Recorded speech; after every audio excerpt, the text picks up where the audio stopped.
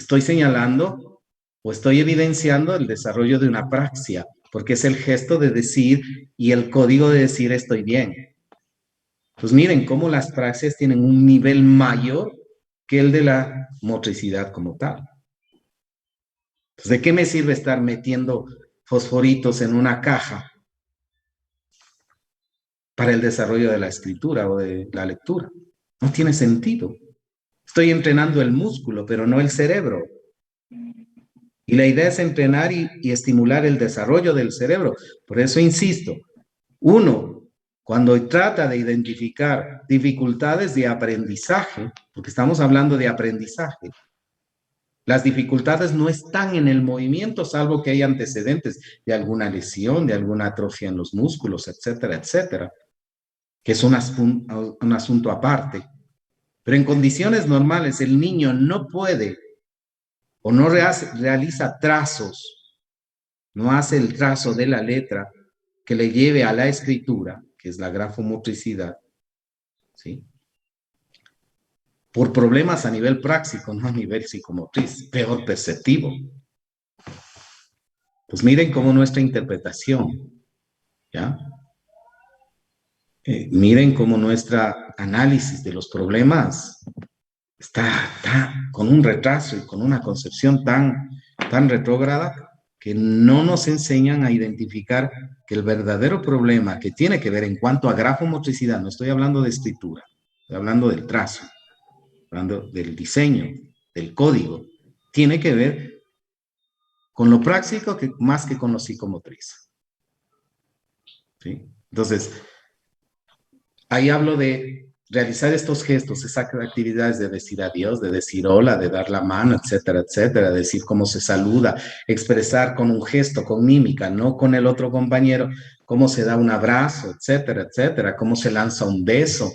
Estas actividades que hacen las maestras de educación inicial ayudan al desarrollo de estas praxias ideomotoras. Pero cuando yo quiero trabajar praxias ideatorias, doy la posibilidad de que el niño trabaje gestos que impliquen movimientos más complejos, que involucren inclusive la utilización de algunos otros recursos o materiales. Ejemplo, cuando yo le digo, haz la mímica de cómo se prepara un café y el niño comprende la secuencia de los movimientos y hace los gestos de cómo hacer, estoy trabajando prácticas ideatorias. Jacqueline, dígame. Está sin volumen. Ay. Ya ahorita sí se le escucha. Ahí, doctor. Sí. Cuando les enseñamos también a atarse los cordones, ¿estaría dentro de esta praxia? No, el atarse los cordones, el ponerse el saco, el pantalón, hacer la mímica de ponerse el saco, de atar los cordones, son praxias del vestido. Ya, ¿De gracias. acuerdo? Ya.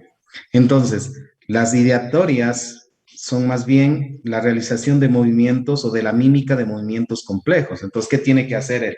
La mímica de cómo, de poner una jarra con agua en la cocina, de encenderla, después de tomar una taza, de vertir el agua en la taza, de tomar el azúcar, de mecer el azúcar. Todo el gesto que involucra hacer esta actividad de poner azúcar en un café constituye la educación de la praxis. A veces el niño no comprende cómo se ejecuta el movimiento.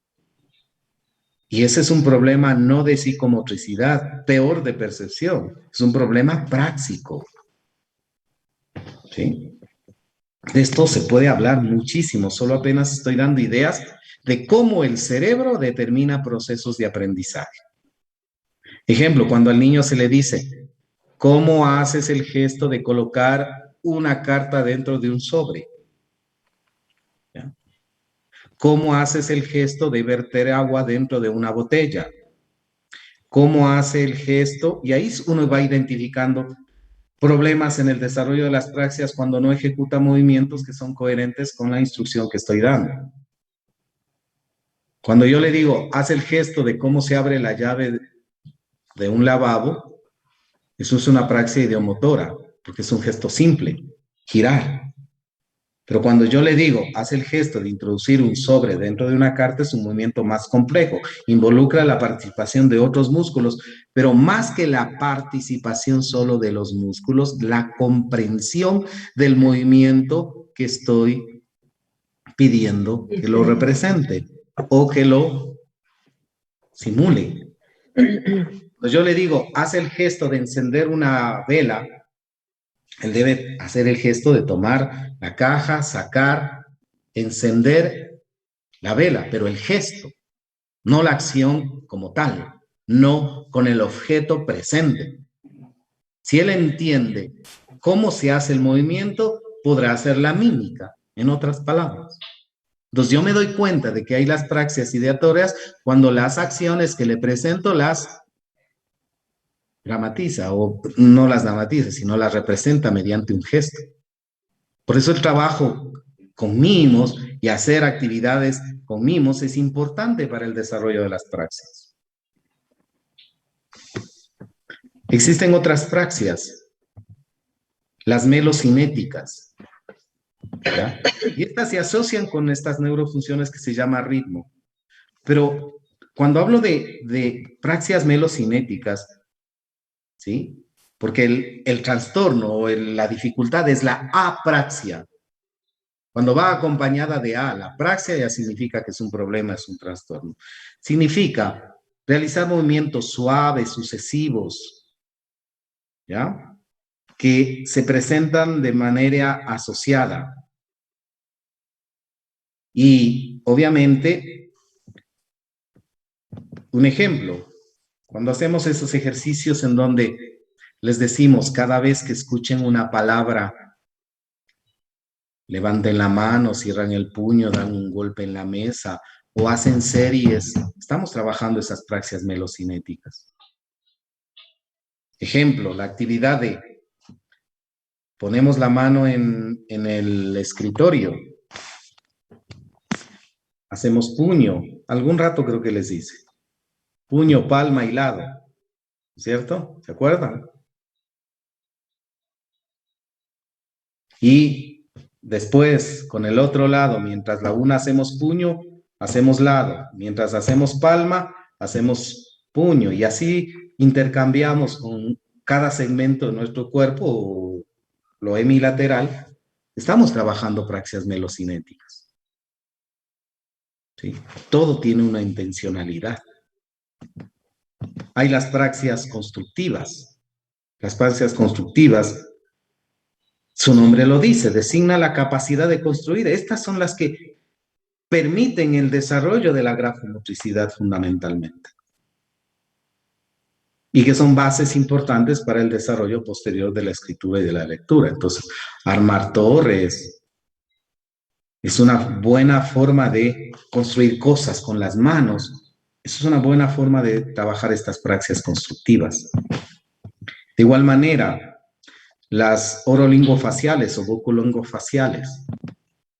Yo no creo en esa terapia de lenguaje en donde creen que, obviamente, ponerle que los niños que tienen dislalia, es decir, que confunden, omiten algunas letras o consonantes, se ayude poniéndoles miel en el labio.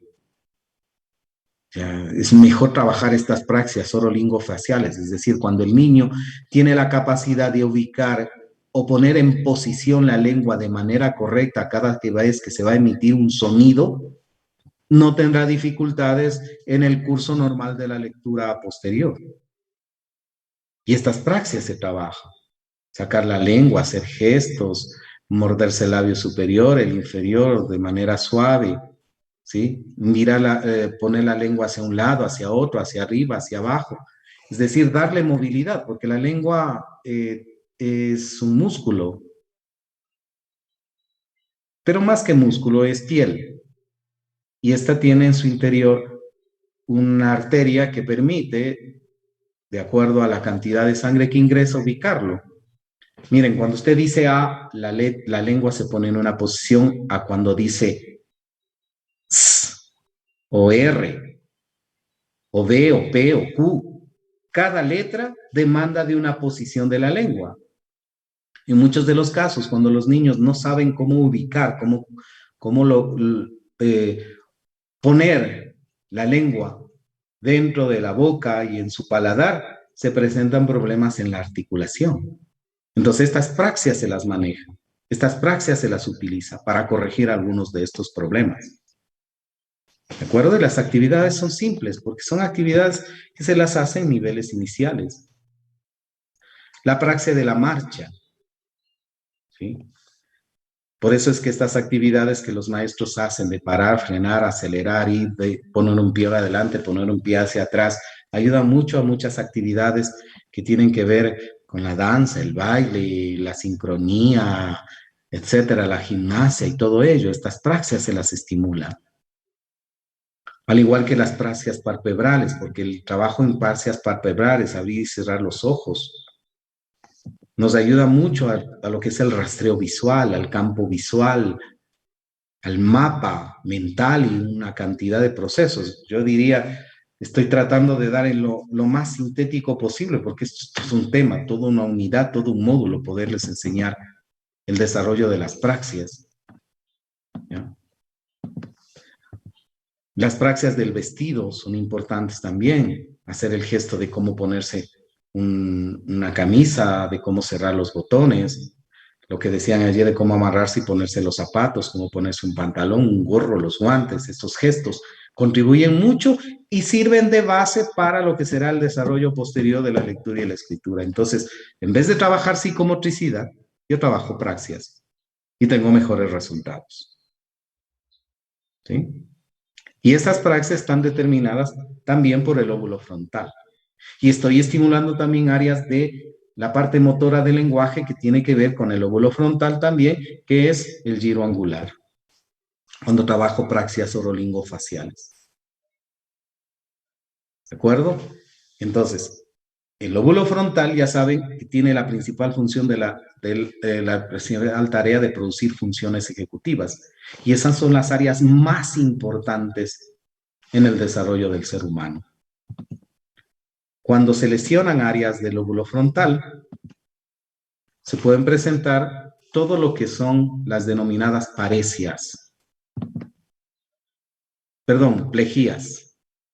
Me confundí.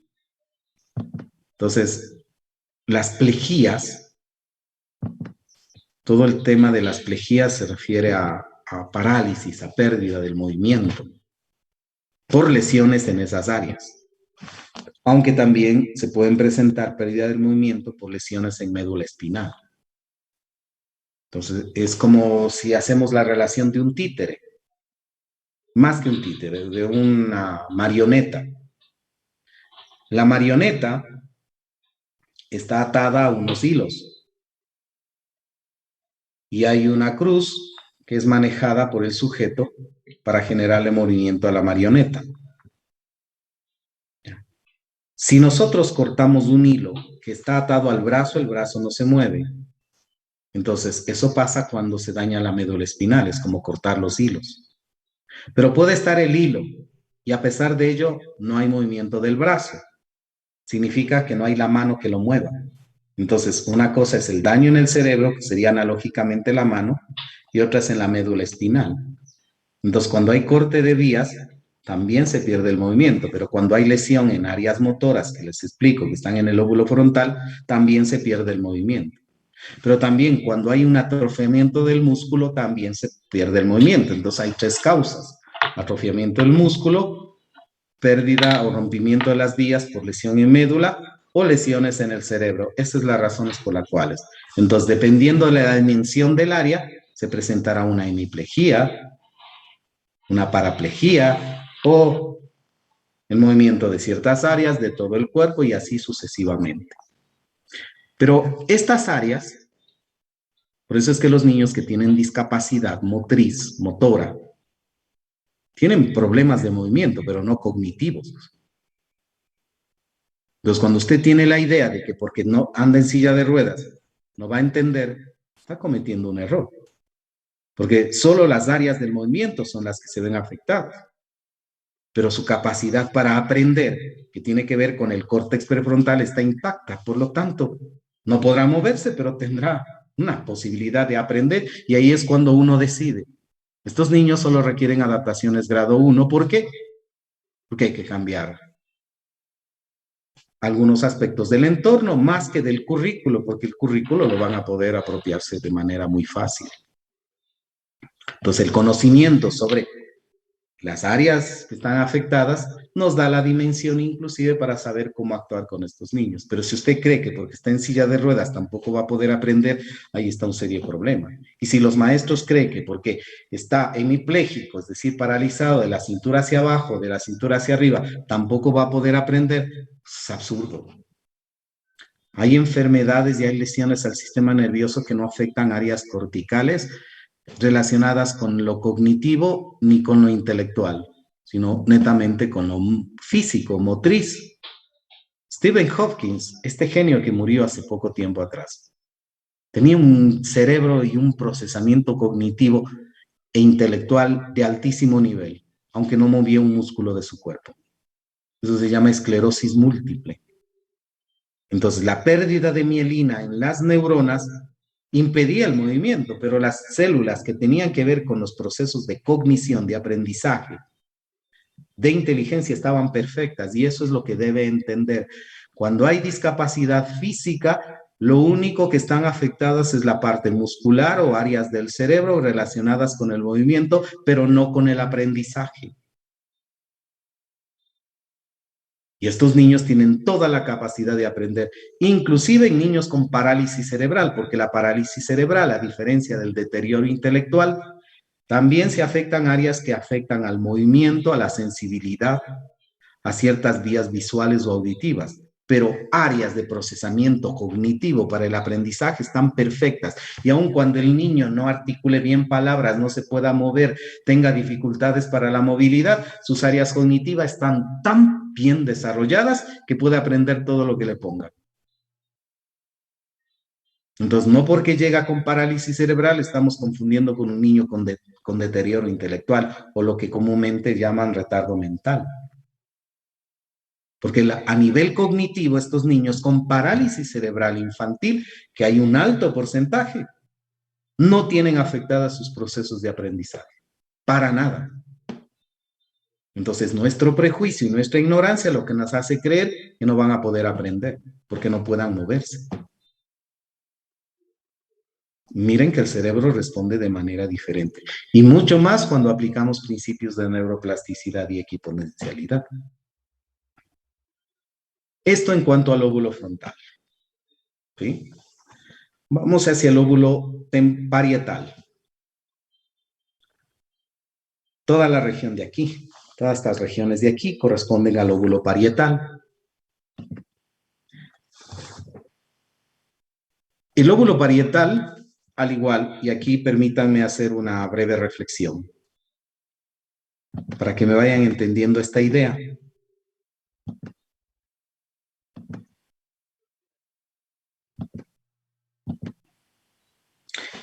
El lóbulo parietal, al igual que el lóbulo temporal, el parietal, este temporal y este occipital trabajan en equipo. Los tres trabajan muy en equipo, porque en cada uno de estos lóbulos hay las denominadas áreas primarias, áreas secundarias y áreas terciarias. Todos estos tres lóbulos tienen esas tres áreas, primarias, secundarias y terciarias, o también llamadas áreas POT. Estas áreas terciarias se las conoce áreas POT. Su nombre es parieto occipito temporal, por eso es POT. ¿De acuerdo? Entonces, yo les dije desde el primer día de clase, nosotros vemos con el cerebro, no con los ojos. Escuchamos con el cerebro, no con los oídos. Entonces, las áreas primarias que están siempre presentes en cada uno de los lóbulos, al igual que las secundarias y terciarias, ¿sí? Estas áreas primarias son responsables de producir las llamadas sensaciones. Entonces, el parietal tiene que ver mucho con las sensaciones táctiles y digitales. Táctiles significa lo que siente toda nuestra piel. Y digitales, lo que siente nuestras terminaciones a nivel de yemas de los dedos. Entonces, no es lo mismo estimular lo táctil que lo digital. De modo que todo lo que sentimos a través de nuestra piel, estamos hablando del parietal, ¿no? Porque, por ejemplo, si nos referimos a las áreas primarias del occipital, el occipital tiene las sensaciones visuales, en cambio. Y si nos referimos al temporal, el temporal guarda relación con las sensaciones auditivas. ¿Y recuerdan ese lóbulo de la ínsula? Ese lóbulo de la ínsula tiene, en cambio, que ver con las sensaciones gustativas y olfativas. Entonces, en ese lóbulo también habrá áreas primarias secundarias. Ya. Las áreas secundarias que se integran a las áreas primarias, porque estas tres trabajan juntas, y estos tres lóbulos trabajan juntos, dando como resultado un proceso cognitivo que se llama gnosis o reconocimiento.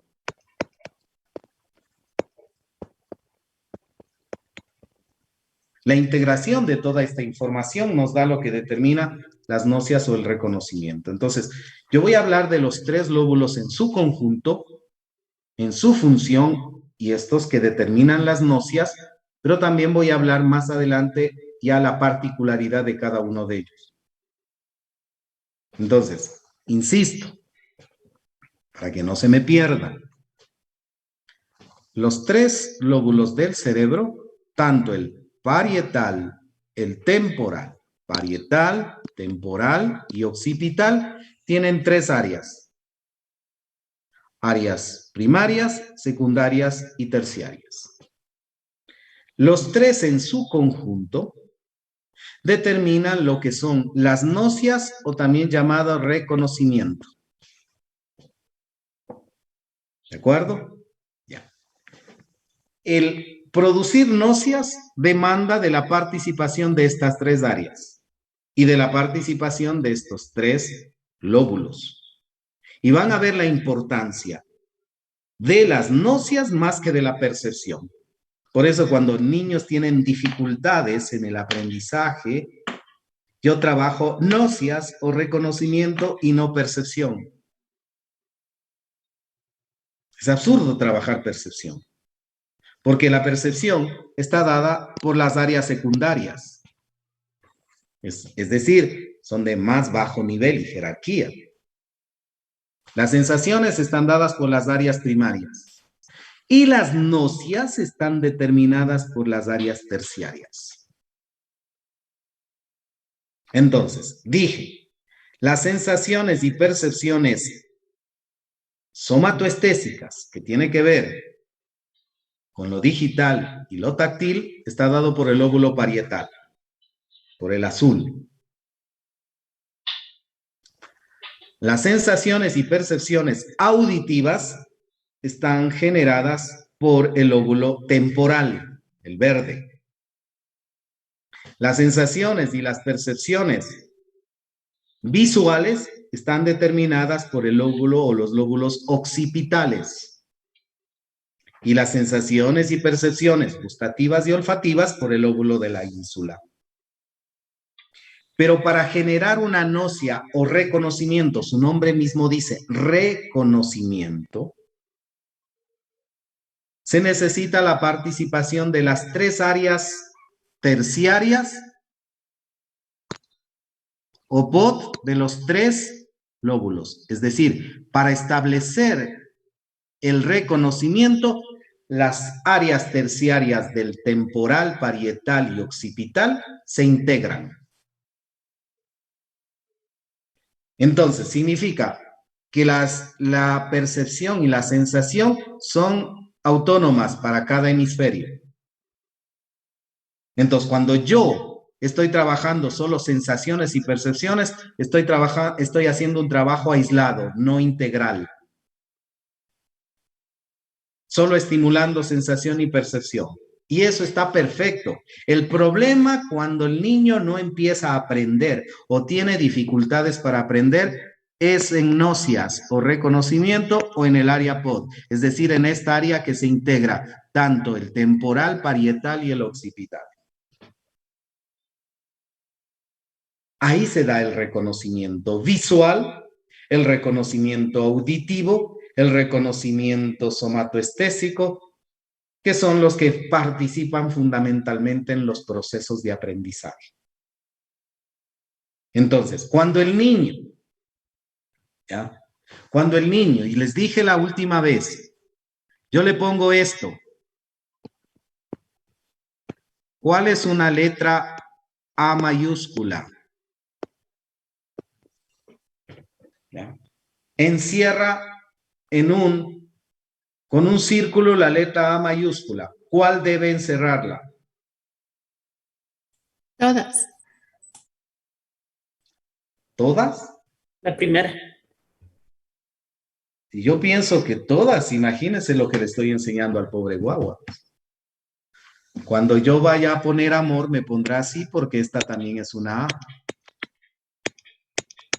¿Verdad? Entonces esta es la letra A.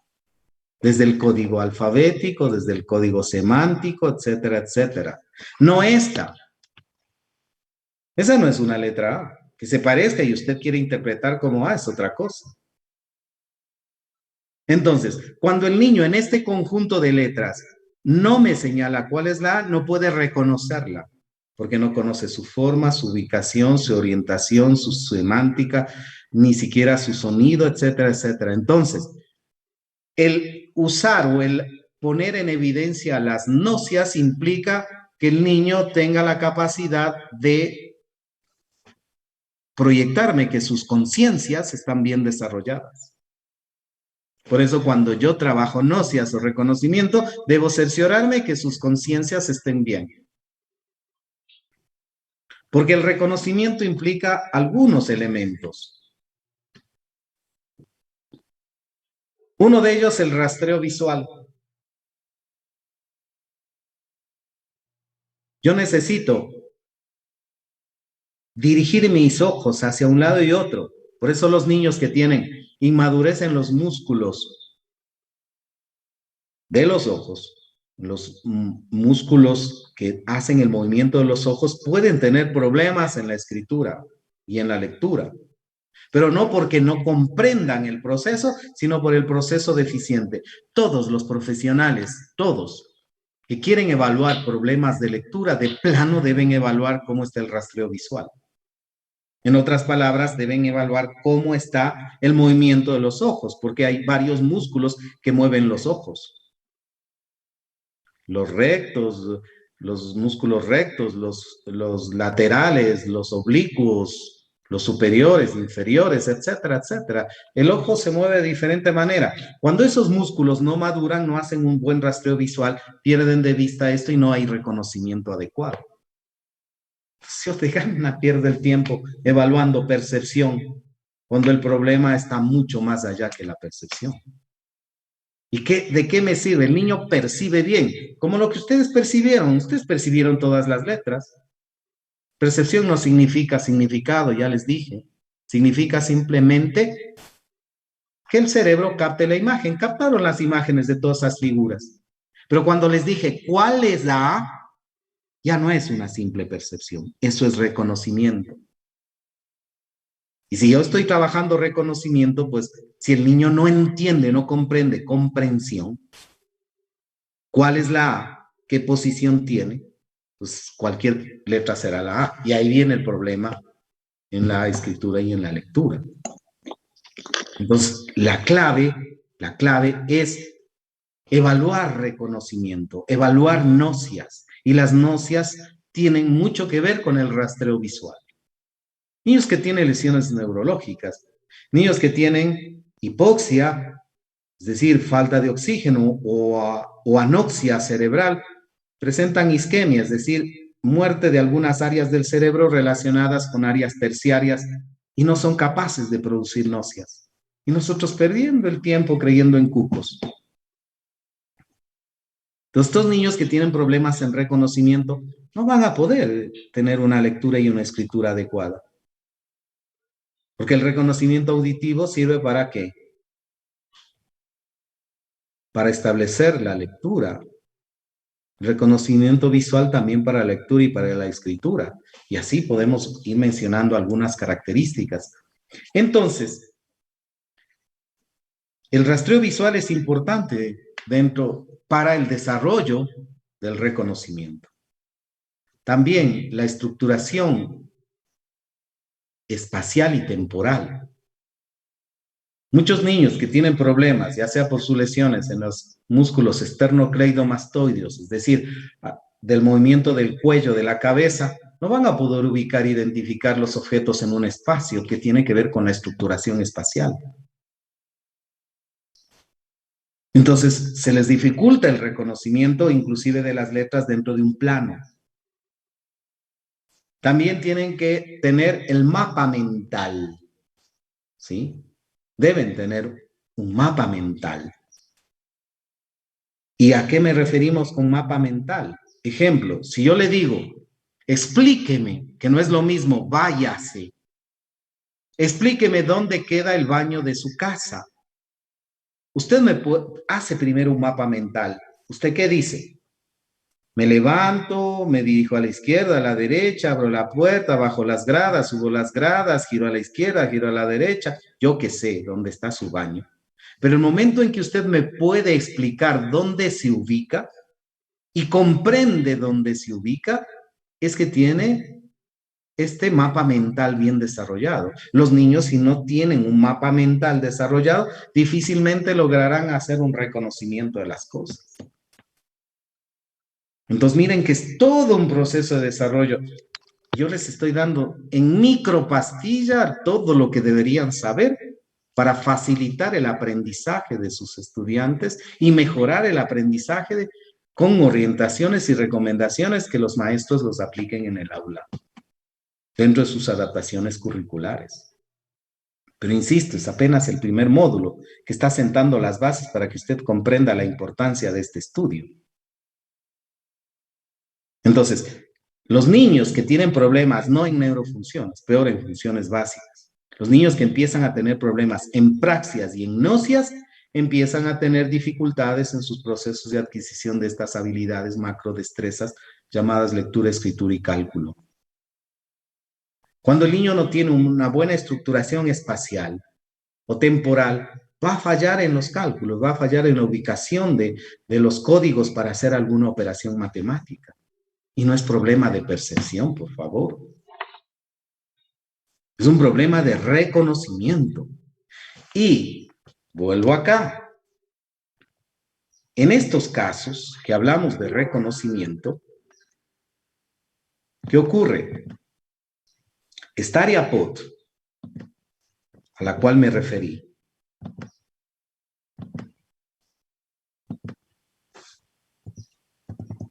esta área POD que se formó aquí, este triángulo, se conecta con el temporal en la parte frontal, ingresa, va por el fascículo arqueado y va al área de Broca, acá al área de Wernicke. Así funciona esta área. Entonces el niño entiende lo que le dicen, rescata los conceptos y conocimientos que tiene sobre el tema y los traduce en una respuesta. Ese es el primer paso del reconocimiento. Y este proceso es el que en muchas ocasiones falla cuando los niños empiezan a confundir letras, cuando los niños empiezan a omitir, cuando los niños empiezan a contaminar y un montón de cosas. ¿Por qué? Por favor, lectura, escritura y cálculo es lenguaje. Es lenguaje y el lenguaje es un proceso cognitivo alto que está regulado por el córtex nuevamente prefrontal. Pero ¿quién le da los insumos para que el córtex prefrontal procese y lo traduzca en lectura, escritura y cálculo? El reconocimiento de las nocias. Cuando se producen náuseas visuales, ¿quién comanda? ¿Quién coordina? El lóbulo occipital, pero con la ayuda de los otros dos lóbulos. Cuando hay náuseas auditivas o reconocimiento auditivo, ¿quién comanda? El lóbulo temporal. Y cuando hay náuseas somatoestésicas o digitales y táctiles, comanda el lóbulo parietal. Entonces, aquí en este circuito es donde se falla y no en las percepciones. Porque las áreas secundarias están perfectas. Yo nunca he encontrado, salvo en niños con lesiones cerebrales, problemas en percepción. La mayoría de niños presentan problemas en reconocimiento y lo que usted debe evaluar y lo que debe estimular es el reconocimiento visual, auditivo y somatoestésico, que tiene que ver con la función de esos tres lóbulos. ¿Alguna pregunta?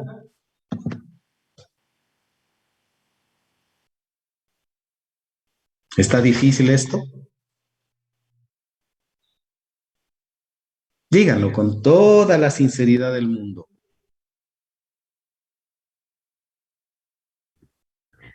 Yo creo que, por ejemplo, en mi caso, no le veo tan así como difícil, más bien le veo como algo que vamos relacionando cosas que ya sabíamos, pero no teníamos tan claro con lo que ahorita nos está explicando neuronalmente o cosas así, yo creo. Bien, sí, yo sé y confío en que ustedes tienen un alto conocimiento que no está sistematizado. Tienen experiencias, tienen vivencias, pero, insisto, no sabían el qué ni el cómo, digamos, ni el para qué ni el por qué. O ya van agregando eso, más la experiencia del cómo que han ganado, porque han venido haciendo el cómo desde hace mucho tiempo sin saber ni qué ni para qué. Ahora que le agregan el qué y el para qué, ya tiene más lógica, más sentido y más coherencia. Entonces, eso es lo que deberíamos empezar a pensar. Y así vamos a ir orientando, aunque no seamos expertos, porque esto es, insisto y repetiré hasta el último segundo, este es el inicio de un proceso que tienen que llevar. Estoy sentando bases, no estoy ya graduándolas de neuropsicólogas ni neuropsicopedagogos. Estoy sentando bases de cómo deben mirarse los procesos de aprendizaje. Ya no desde esa visión tradicional que nos enseñaron, sino de una visión mucho más coherente, más amplia, más sistemática y más científica. Quiero la opinión de otras personas. ¿Está complejo? Daniela. Yo creo que más que complejo nos está abriendo un poco más este aprendizaje, en mi caso educativo, porque claro, yo decía, hago esto para que el niño desarrolle estas habilidades para el futuro, pero ahora viéndolo desde la perspectiva, desde sus conocimientos, veo que sí he estado enseñando tal vez cosas que les ayuden para su futuro, pero no para, digamos, yo les enseñaba a que corran para que caminen correctamente o para que tengan un buen equilibrio, pero ahora viéndolo desde el aprendizaje que usted nos está compartiendo, desde sus conocimientos, veo que es para mucho más que para que tenga un buen equilibrio. Entonces, me está abriendo más la mente, más o sea, me está abriendo más hacia la práctica que estoy haciendo con mis estudiantes. Yo estoy seguro que sí, Daniela, que usted hace un buen trabajo, no dudaré del trabajo de ninguno de ustedes. Lo que sí estoy queriendo que ese trabajo que lo hacen y lo hacen bien, lo sistematicen mejor. Y si estoy cumpliendo con ese objetivo, he cumplido con el objetivo del módulo. ¿Sí? Sonia. Listo, doctor. Bueno, yo algunos términos recuerdo del pregrado, como ya me gradué hace algún tiempo. Entonces, ahorita siento que voy a tener como que más valor a lo que estoy aprendiendo, ¿no? Porque ahorita ya con la práctica es muy diferente. Tal vez en el tiempo del pregrado yo solo estudiaba y eran conocimientos técnicos, se podría decir, pero ahorita ya lo asocio más con el tema laboral y sé que lo voy a aplicar de mejor manera con los estudiantes o bueno, con sus familias también. Entonces, voy interiorizando de mejor manera el conocimiento previo que ya pude tener igual con usted en algún tiempo y ahora poderlo hacer de mejor manera, ¿no? Con la práctica vivencial. qué bueno, Sonia, me alegro mucho. Me alegro por ustedes. Bien, ¿algún otro criterio más?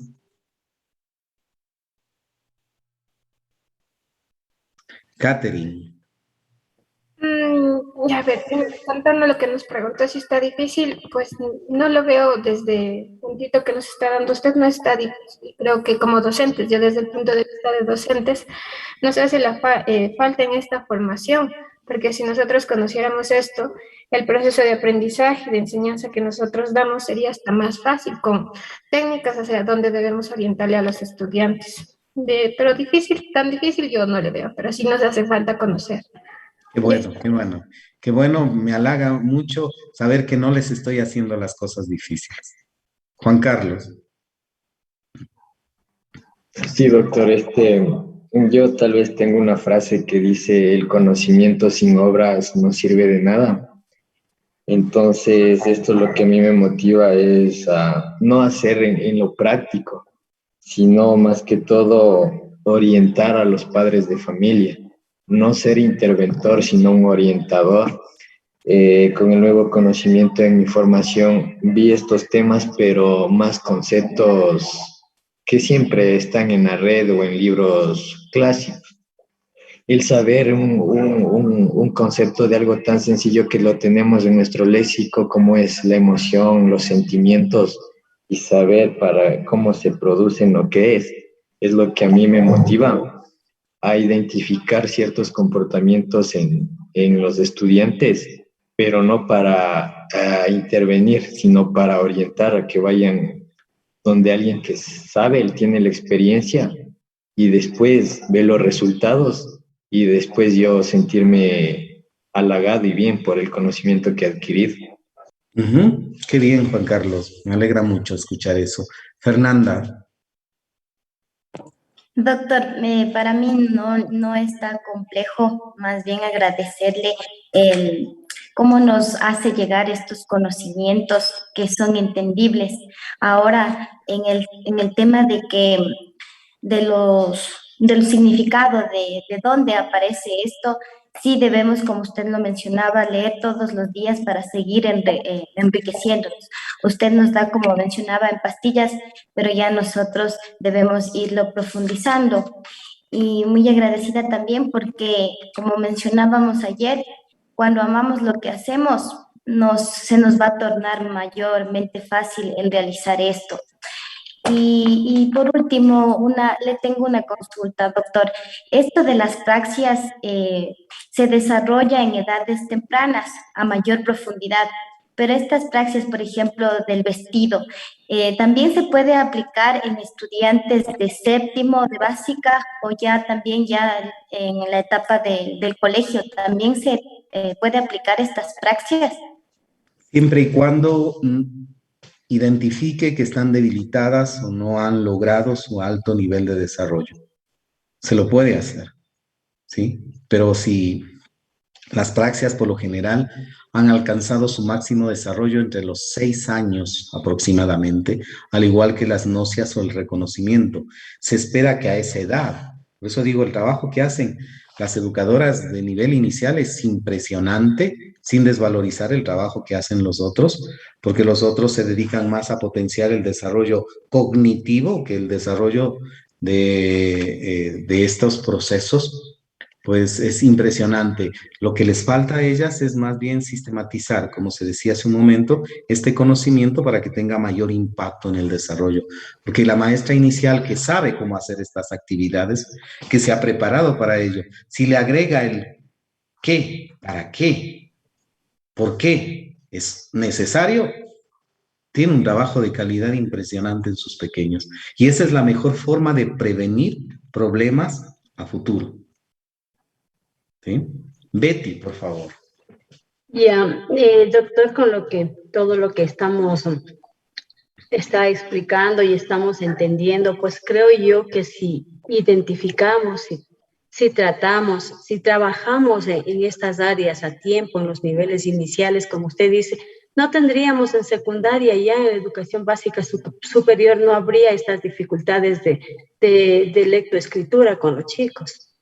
Entonces, eso es lo que yo pienso. Entonces, no habría para qué trabajar, o sea, en ese punto, ¿no? De necesidades educativas, porque ya deberían haber sido solventadas.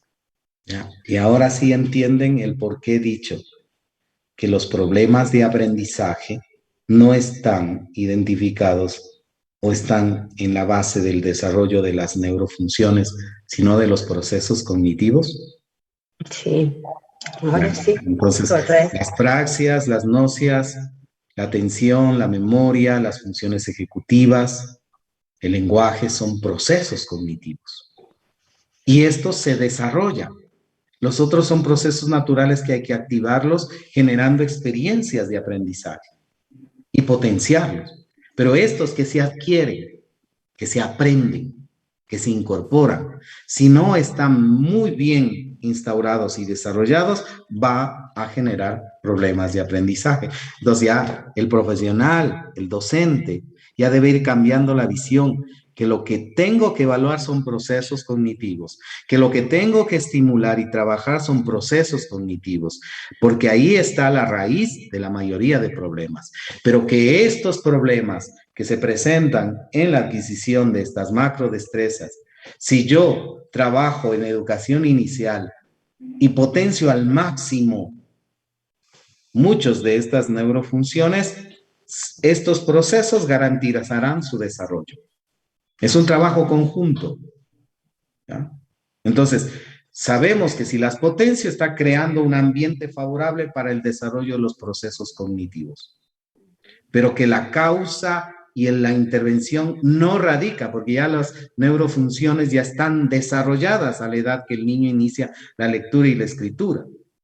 Y que la razón de por qué no aprende no están en estas neurofunciones llamadas tradicionalmente funciones básicas, sino están en el desarrollo de los procesos cognitivos, esos que hace la corteza cerebral, que están en el retraso del lóbulo frontal y el córtex prefrontal, y que mi tarea es dirigir a actividades orientadas a estimular eso, pues logro éxito y logro mejores resultados.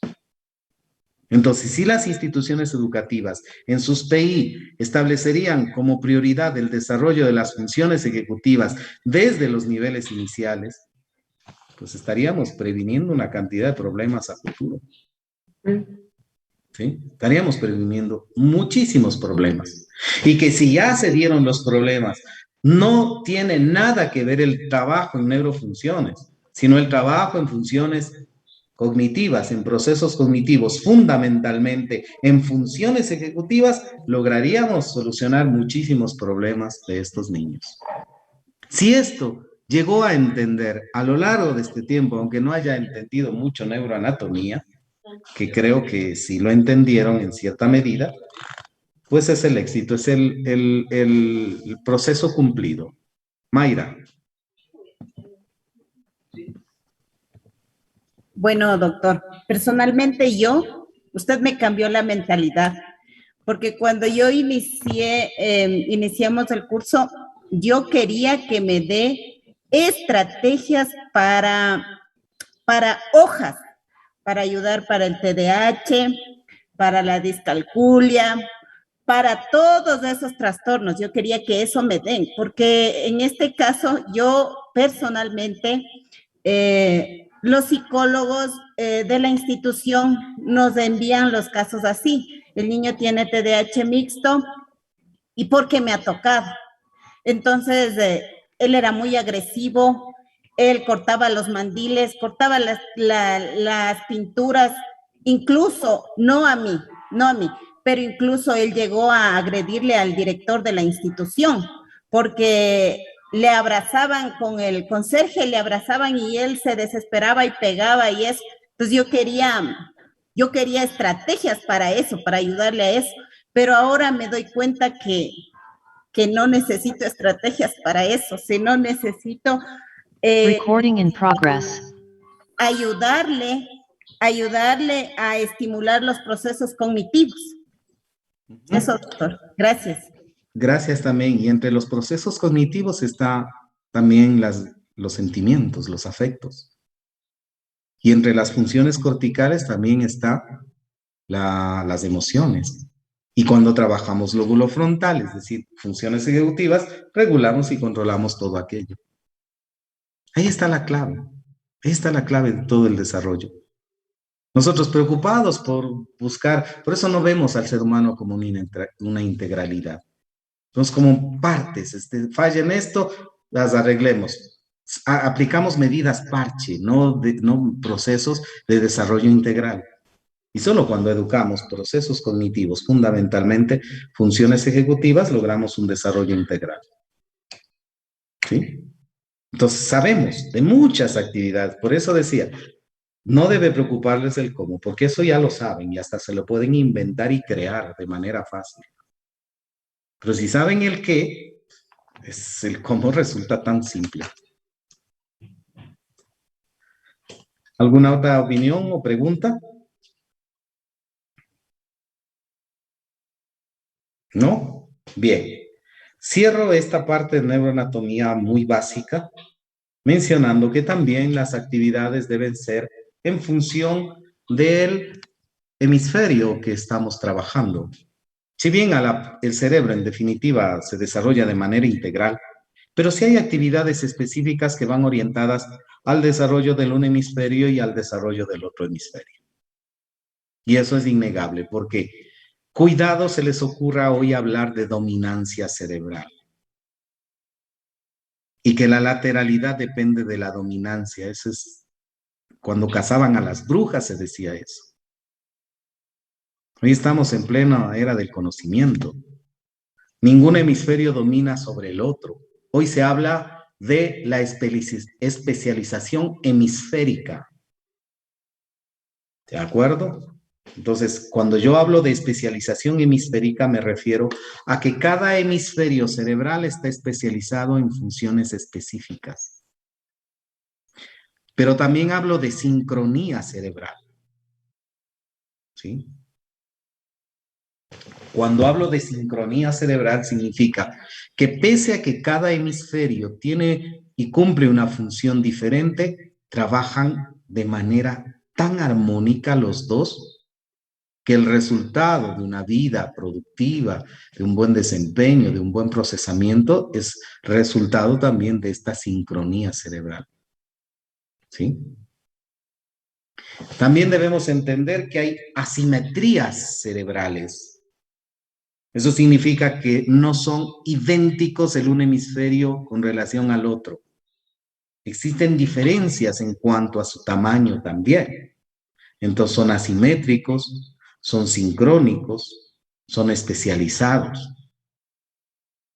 Y por eso es que mencionaba, hablando de este tema, miren, permítanme volver para explicarles, para quienes todavía siguen pensando que la dislexia y la discalculia son problemas de aprendizaje.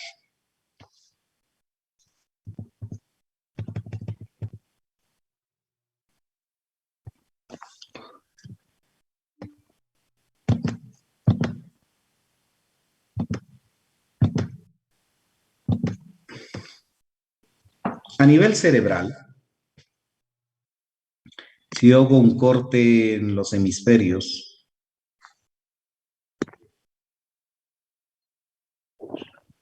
en las áreas temporales hay unas regiones que se llaman plano temporal.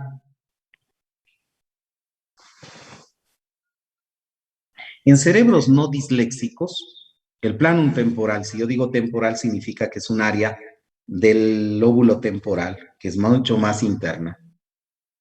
En cerebros no disléxicos, el plano temporal es exactamente igual al plano temporal derecho. Pero en pacientes que tienen dislexia, porque hay algunas otros elementos que les voy a complementar. En quienes tienen dislexia, el plano temporal, sobre todo del lado izquierdo, si esta es la nariz del sujeto, este es el hemisferio izquierdo, es mucho más pequeño y más fino que el derecho. Porque esta región llamada planum temporal, y si nos remitimos acá al otro gráfico, permítanme explicarles. Resulta que esta área de aquí,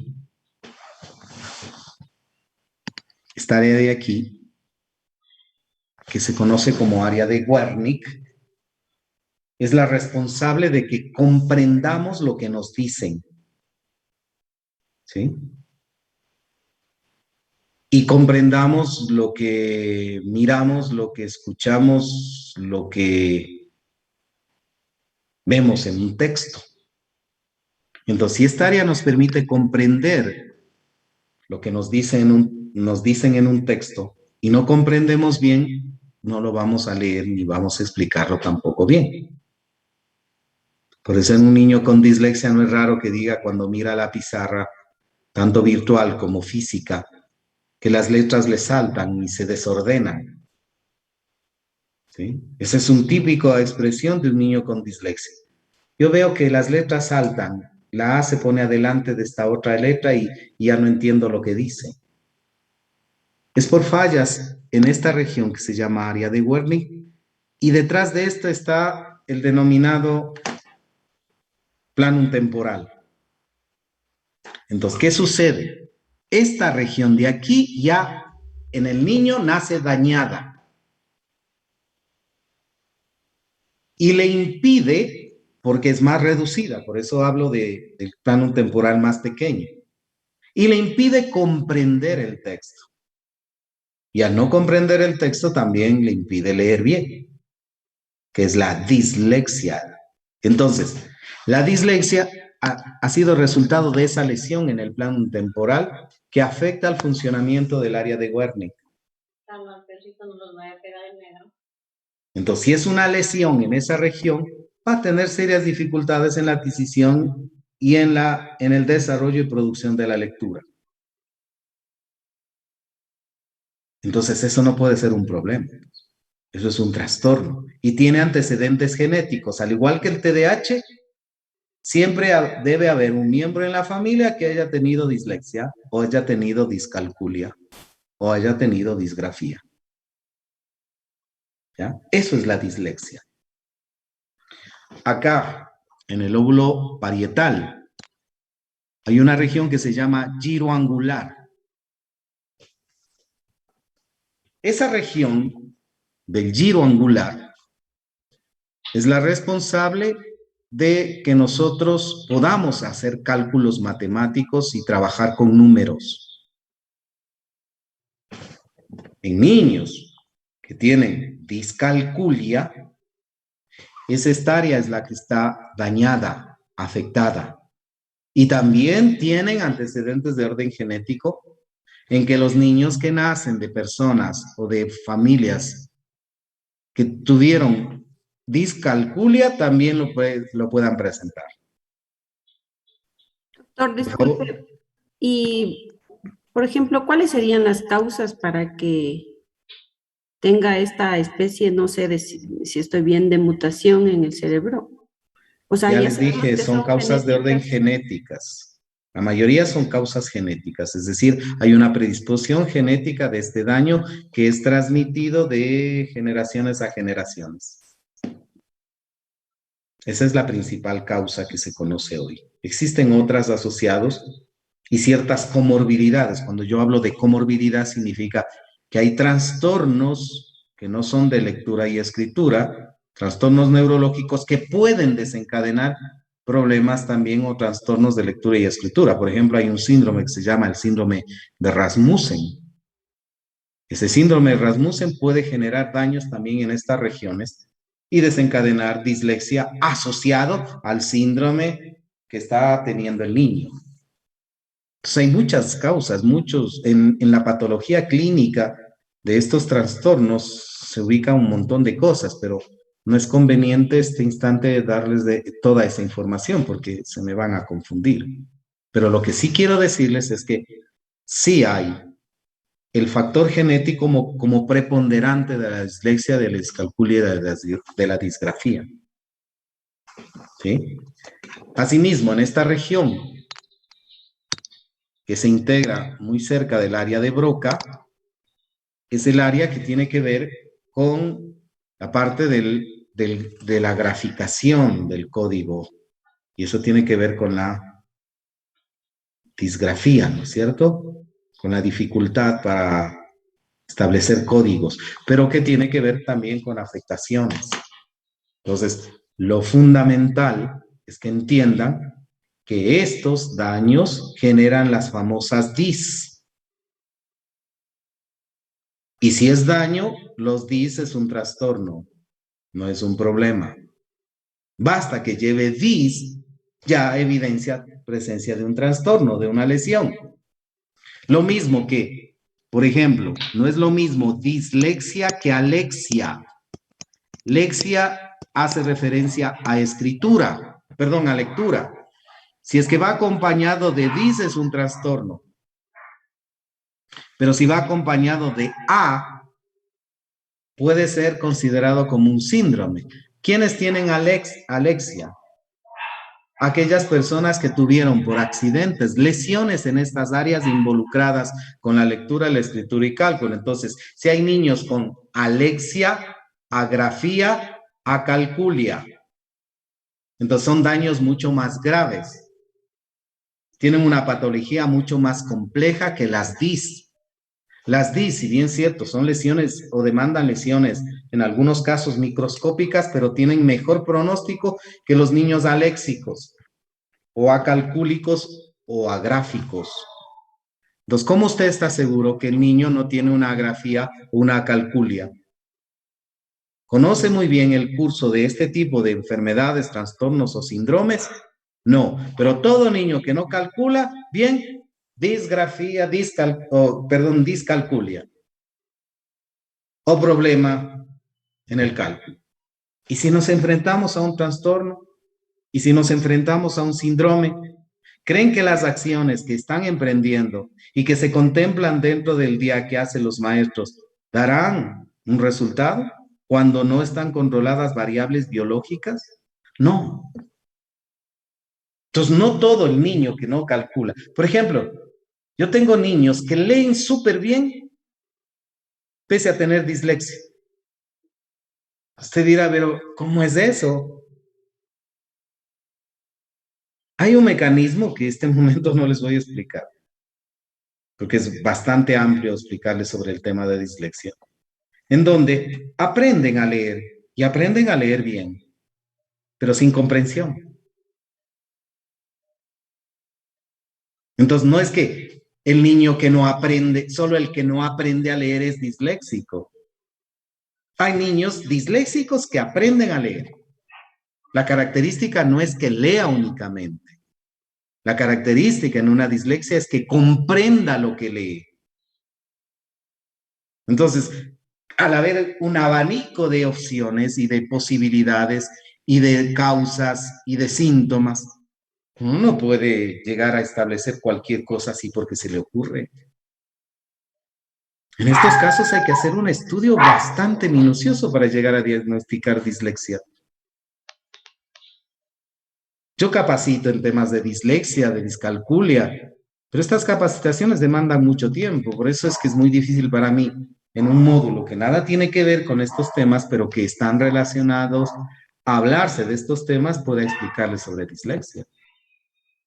El curso de la dislexia es otro, el curso de la discalculia es otro, las causas, esto es multifactorial. Es decir, inciden muchísimos factores dentro de esto, que hay que analizarlos, que hay que estudiarlos para llegar a establecer, pero tomamos tan a la ligera. Y lo único que creemos que mediante un test podemos salvar el mundo. Y eso es un gravísimo, gravísimo error. ¿Sí?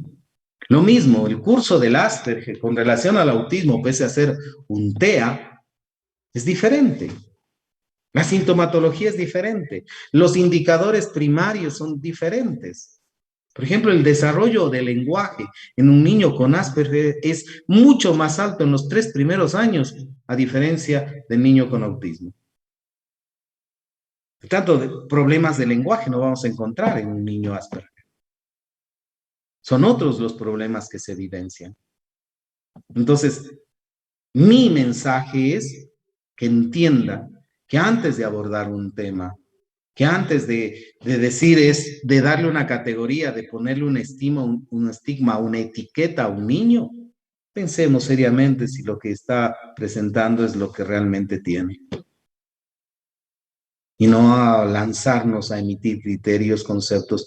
Y si este módulo, que es muy corto, que tiene apenas conocimientos tan básicos, porque este es un módulo de fundamentos teóricos, les llegó a hacer comprender que hay que tener mucho tino, que hay que cuidar mucho de lo que decimos, cómo lo decimos, de lo que expresamos de un ser humano, y que es necesario revisar, estudiar, profundizar antes de emitir un criterio, también he cumplido con uno de los objetivos que este módulo tiene. Porque no les he ofrecido sacarlos de especialistas en estos temas. He dado apenas un esbozo de muchas cosas, pero que requiere un estudio y constancia en ello permanente. Deberían tener unas 2 o 3 maestrías en diferentes ámbitos. Están sacando una maestría en inclusión. No en dificultades, no en trastornos, no en adaptaciones. Y este módulo es fundamentos psicológicos del aprendizaje. Y estoy cumpliendo con el propósito de señalarles cómo se da el proceso de aprendizaje. Eso están tratando de comprender. No les estoy dando ni herramientas, ni pautas, ni estrategias, aunque aprovecho algún espacio para hacerlo. Pero no nos olvidemos de lo que es el módulo. Fundamentos psicológicos, pedagógicos del aprendizaje y modelos educativos y pedagógicos. Eso es lo que han recibido y están recibiendo de este módulo.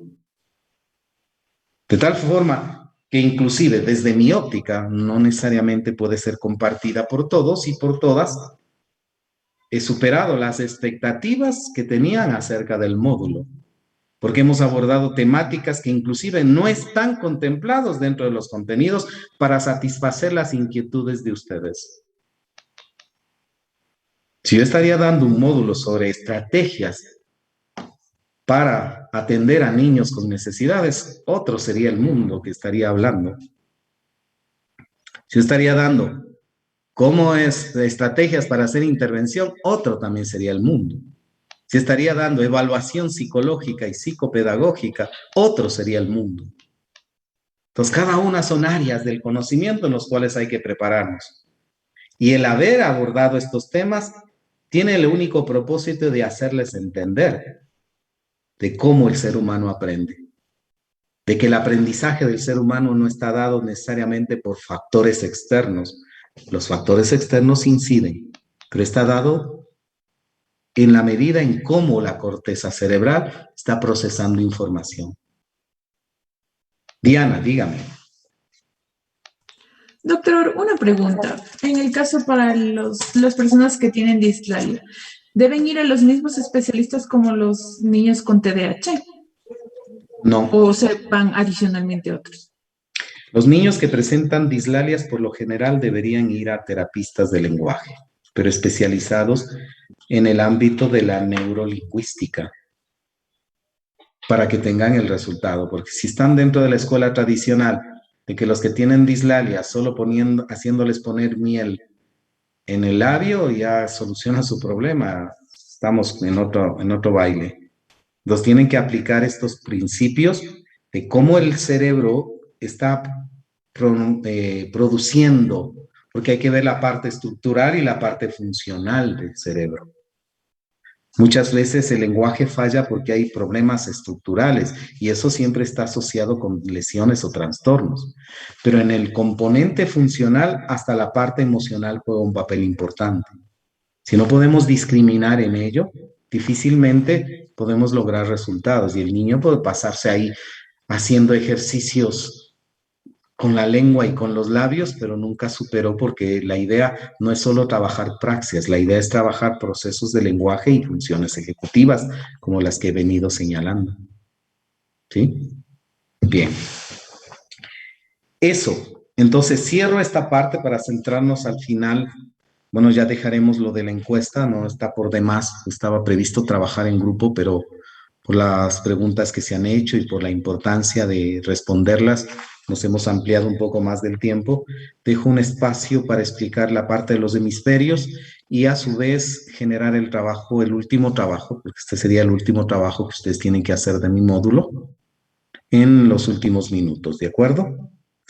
Bien, y dejamos lo de la encuesta y vamos a integrar tanto el trabajo que hicieron sobre el sistema nervioso y sobre el trabajo que van a realizar para hacer una especie de retroalimentación, de refuerzo que les permita prepararse para la evaluación final que tienen.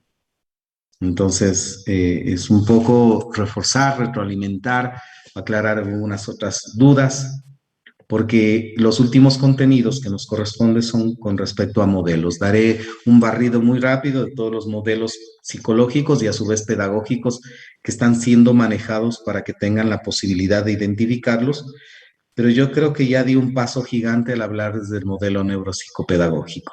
Todo lo que vengo hablando está amparado en el modelo neuropsicopedagógico, que es el modelo que deberíamos nosotros empezar a implementarlo y a manejarlo. De esto ya no hablaremos más que lo necesario y nos centraremos en las siguientes clases a hablar sobre los otros modelos y cómo los están aplicando y a rescatar lo que estos modelos tienen para fortalecer o que nos ha fortalecido en nuestra formación profesional, porque no es que vamos a enterrarlos todos y a decir ninguno de los anteriores sirve y nada de eso sirve. Eso sería extremo, sería muy radical. Es ver qué podemos rescatar de esos otros modelos que nos sirva para nuestra práctica actual. Y eso vamos a entender cuando los contextualicemos, por supuesto. Y vamos a hacer una autocrítica con nosotros mismos a ver cuál de estos modelos ha sido lo que ha regido nuestra práctica profesional y pedagógica. ¿De acuerdo? Entonces, esto es lo que nos resta como último capítulo. Pero quiero complementar sobre la funcionalidad de los hemisferios para que me vayan entendiendo algunas otras cosas también.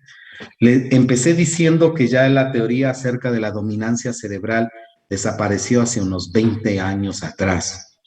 Y hasta hoy seguimos pensando que un hemisferio domina sobre el otro. Y eso no es así. Que hay diferencia en la función de cada hemisferio, que hay asimetrías en los hemisferios, que hay un trabajo sincrónico, eso es lo que pasa. Y que hay un trabajo especializado de cada uno de los hemisferios, eso también debemos entender. Segundo, la lateralidad no es una cuestión de dominancia. La lateralidad y la direccionalidad que establece el niño es una cuestión genética. No está decidido por ningún hemisferio ni por ninguna persona. Y hasta hoy los psicólogos siguen pensando, tiene dominancia tal y hay que trabajar este tema. Jóvenes, eso es lo que ha hecho daño. La lateralidad es un proceso natural. Y eso significa que no lo decide nadie, ni el maestro, ni el método, ni la pedagogía. Eso lo decide el cerebro. Doctor, ¿Sí? perdón, interrumpa. Doctor, se me fue la luz. Voy a estar con mis gatos. Por favor. Pero me corta la inspiración. Sí, Después me olvido. Yo sí quiero ingresar y escuchar y poner atención y aprender. Y esos lapsus me afectan emocionalmente. Bueno, no me afectan emocionalmente. Bueno. Entonces, ¿a dónde quiero llegar con esto? El que el ser humano maneje su hemicuerpo izquierdo o derecho no es una cuestión ni de decisión ni del ambiente.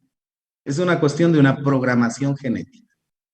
Eso significa que el cerebro ya viene programado y pare de contar. ¿De acuerdo? Entonces, si eso es genético y eso es natural, ¿qué deberíamos hacer nosotros? Respetar esa programación. Pero el problema es que supuestamente con todo el avance en el campo de la pedagogía, alguien les hizo creer que no es conveniente que el niño utilice un hemicuerpo o un lado de su cuerpo. Y al punto que, miren, voy a darles un antecedente muy rapidito. Cuando el Australopithecus y el Pithecanthropus erectus empezaron a evolucionar, empezaron a utilizar, porque lo que menos utilizaban eran las manos al inicio. Después, cuando no había lenguaje, empezaron a utilizar las manos. El instante en que dejan de utilizar las manos, se desarrolla el lenguaje verbal. ¿Sí? Este es un hito importante, pero a su vez, el uso de las manos y una programación genética que se dio en el periodo de evolución hizo que utilicemos más el hemisferio izquierdo que el hemisferio derecho, porque el Australopithecus todavía no tenía decusación de fibras. ¿A qué me refiero? Las fibras que llegan al hemisferio derecho se pasan al lado izquierdo, y las fibras que llegan al hemisferio izquierdo se pasan al lado derecho. Eso se llama decusación de fibras, y se da casi a nivel del cerebelo, donde revisamos el cerebelo.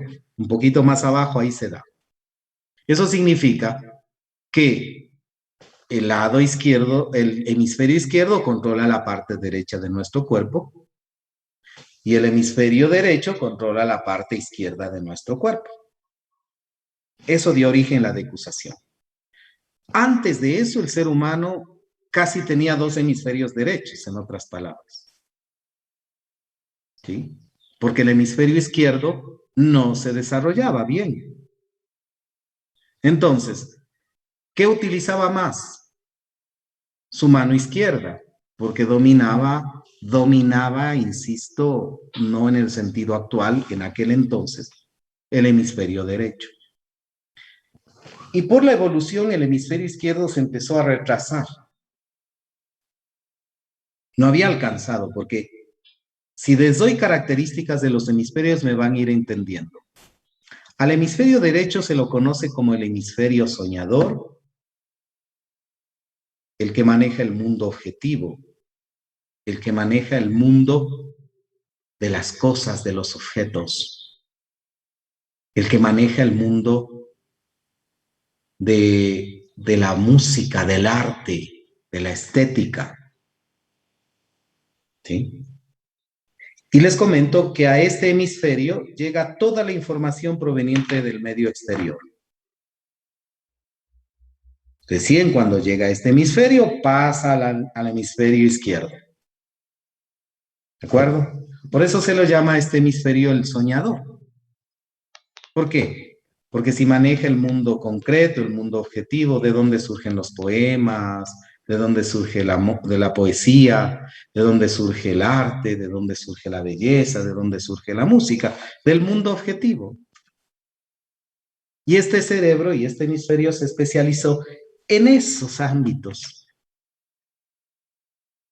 En cambio, el hemisferio izquierdo se lo conoce como el intelectual. Este es el hemisferio que maneja el mundo de las ideas, de la ciencia. Pero este hemisferio, en ese periodo que les hablo, no estaba bien desarrollado, porque el ser humano todavía no había desarrollado pensamiento. Si no había desarrollado pensamiento, ¿qué más utilizaba? El mundo del objetivo. Se ponía en contacto con los animales, con la naturaleza, satisfacía sus necesidades básicas, etcétera, etcétera. Se dedicaba a la música, porque el ser humano por naturaleza se acercó a la música, al arte, por eso las pinturas rupestres y cantidad de cosas que son evidencia de ese desarrollo. Pero no había todavía lenguaje, no había todavía ideas, no había abstracción. Y el cerebro, el hemisferio izquierdo se estaba retrasando. Entonces la evolución, que es esa madre sabia, dijo, no podemos permitir que se retrase el desarrollo del cerebro, del encéfalo, y programó genéticamente para que el ser humano empiece a utilizar más su hemisferio izquierdo que su derecho. Vino ya programado. Pero eso no le quitó que existan excepciones. ¿Ya? Entonces, esa programación ¿a qué obligó? Que la mayoría de seres humanos empecemos a utilizar el lado derecho de nuestro cuerpo. Y eso fue un hito, porque gracias al uso de ellos se pudo construir herramientas.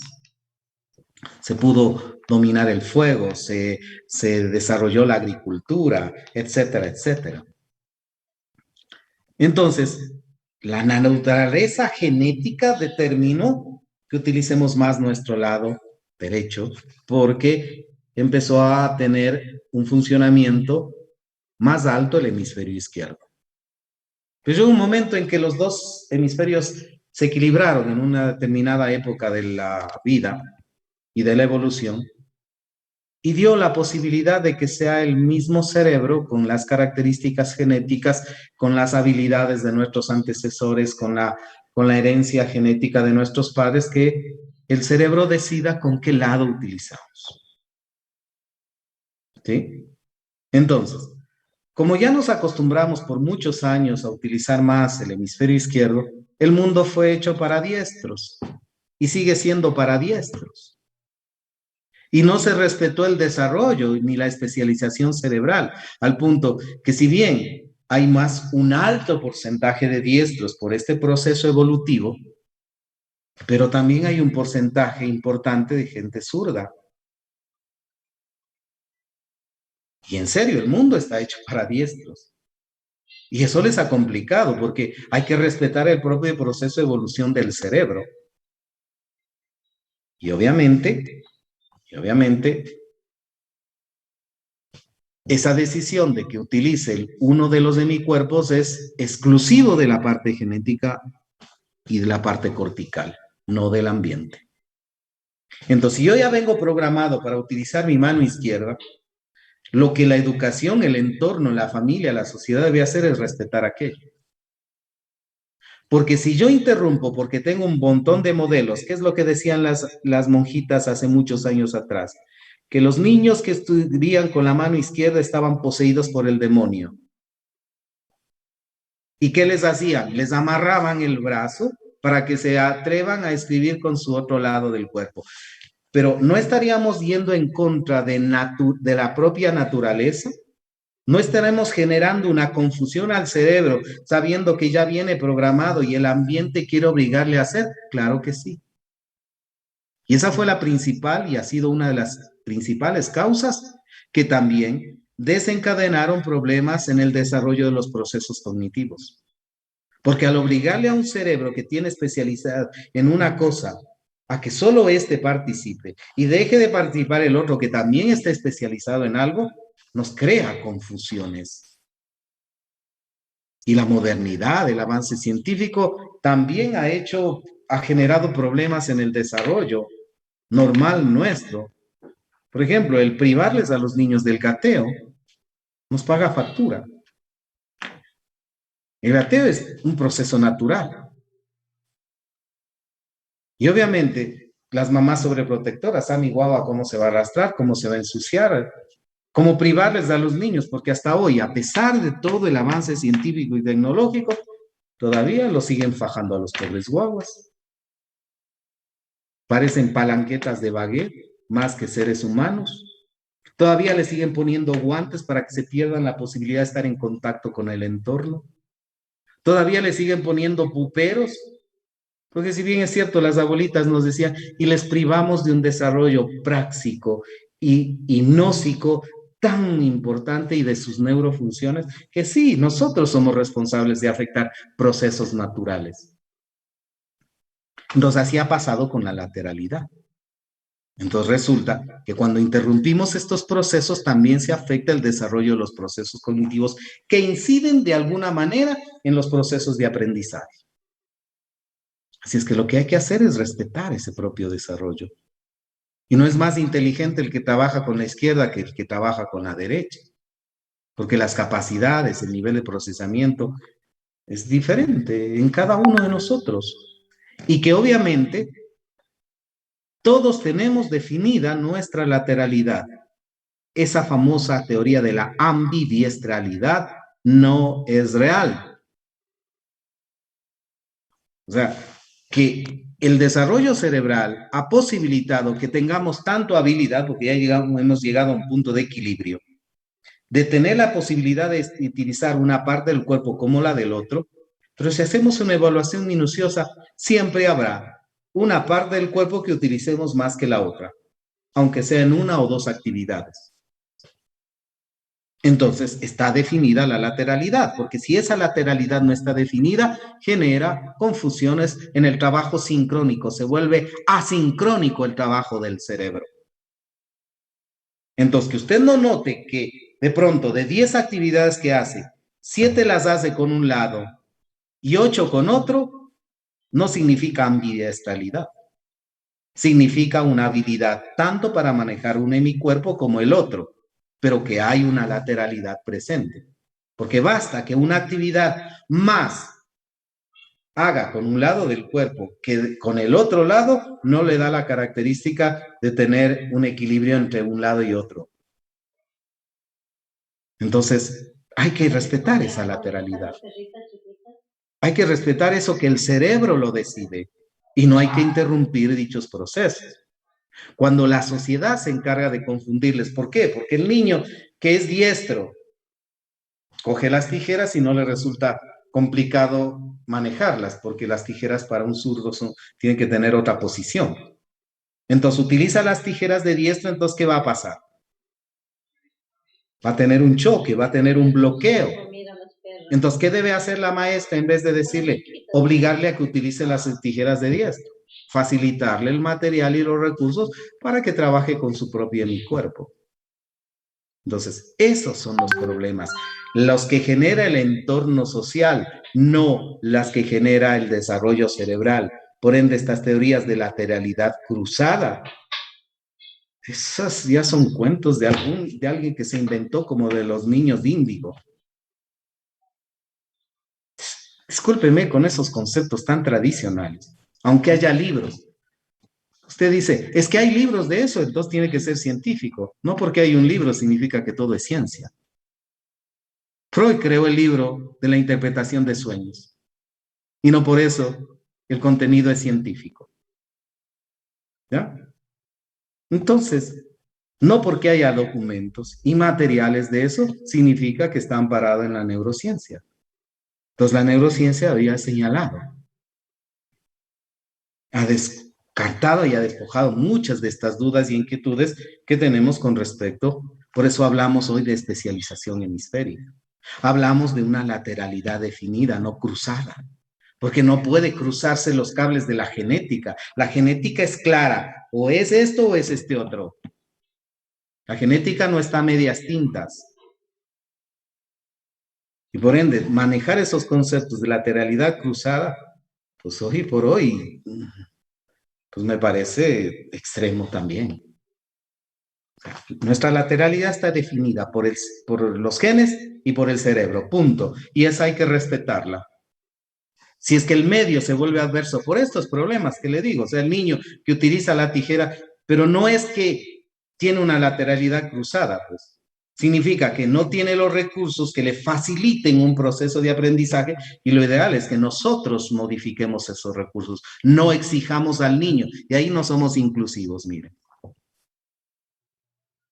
Porque la inclusión se matiza también en estas prácticas. O sea, si al niño le exigimos que utilice tijeras de diestros, siendo zurdo, ¿de qué inclusión hablamos? Entonces, lo que debería hacer el maestro y la institución, que en vez de decir tiene lateralidad cruzada porque no puede manejar las tijeras, debería decir, proveámosle de material y la adaptación para estos niños es tan simple como la de modificar los recursos que emplean.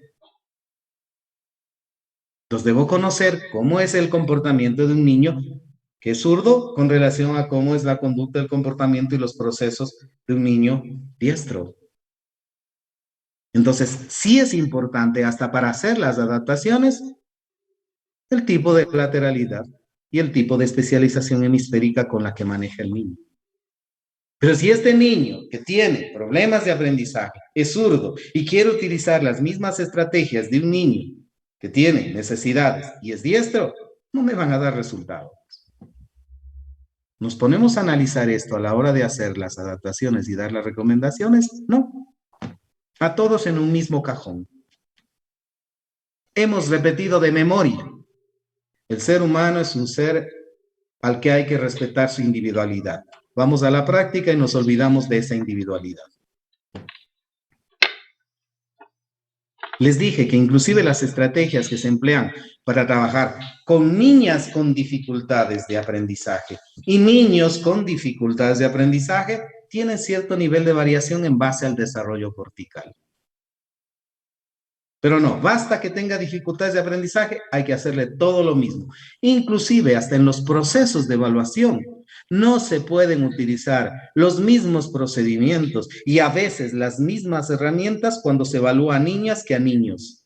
Y no es que estemos haciendo, no estamos actuando desde una posición sexista, de que las niñas tienen cierto privilegio y los niños no. No me estoy refiriendo a eso. Estoy refiriéndome al desarrollo cerebral, el desarrollo cortical, el desarrollo de los procesos cognitivos en hombres y en mujeres tiene cierta particularidad. ¿Cómo se organizan los circuitos cerebrales? Es diferente en hombres y en mujeres. Y si yo en un proceso de evaluación no considero eso, cometeré el error de asignarles categorías, indicadores y síntomas a niños que nunca los tienen, ni debían por qué tenerlos. ¿Entienden ahora la importancia del desarrollo cerebral para identificar y comprender los procesos de aprendizaje? Por eso hablo de especialización cerebral. Por eso hablo de especialización hemisférica. Porque cómo procesa la información un niño, aunque tenga la misma respuesta que tiene una especialización específica, es muy diferente al que tiene otro tipo de especialización. Y hasta ese aspecto estamos nosotros cuidando el momento de evaluar.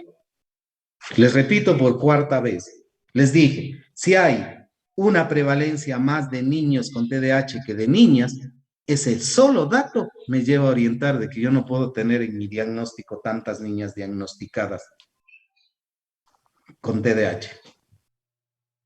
Y me pongo a pensar en las instituciones educativas donde ustedes laboran. ¿Cuántos niños y cuántas niñas están diagnosticadas con TDAH? Eso significa que no estamos apegándonos a la neurociencia. Estamos todavía trabajando con esa psicología muy tradicional. ¿De acuerdo? ¿Alguna pregunta? ¿Alguna inquietud? ¿Algún insulto? ¿No? Disculpe, doctor, una consulta que me quedé con esto un poquito resonando.